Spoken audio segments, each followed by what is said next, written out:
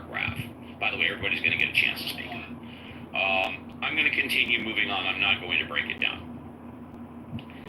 Atheists should actually be afraid of nothing. That is to say, atheists should fear the faulty assumption that nothing produced space, time, matter, and energy at the beginning. This blind faith is rooted in a preposterous make-believe theory without a shred of scientific evidence to support its impossible conclusion. Well, hey, Pastor Dan, when was the last time there was a scientific experiment that either proved or disproved the existence of God? You're going to be scratching your head for a long while. You know why? Because it's never happened.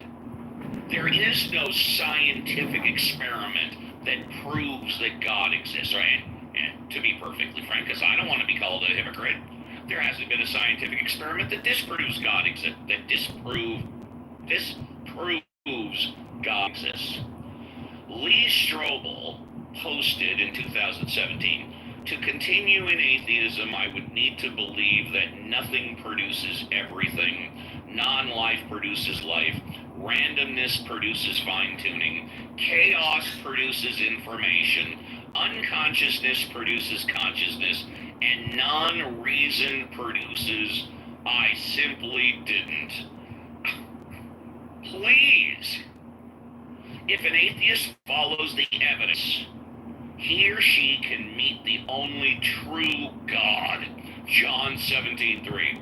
But when atheists dig in their heels and continue trusting in their illogical ideology, they remain spiritually blind. Sadly, a man with his free will can choose to close his mind to the truth he was created to understand and accept. Boy, if there are any philosophers in the room, I bet you guys are just chomping at the bit. And again, I've had my problems with philosophers, but I see illogical fallacies all over Pastor Dan.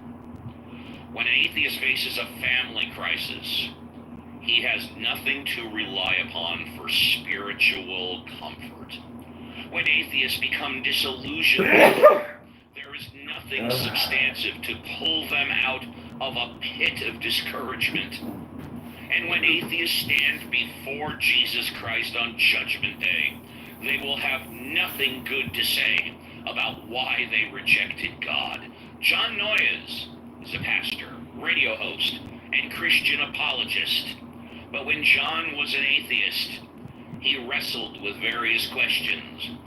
Where did everything come from? Why is there something rather than nothing? His naturalistic worldview could not explain all the wonders of creation that were evident to him. Perhaps you can relate to John.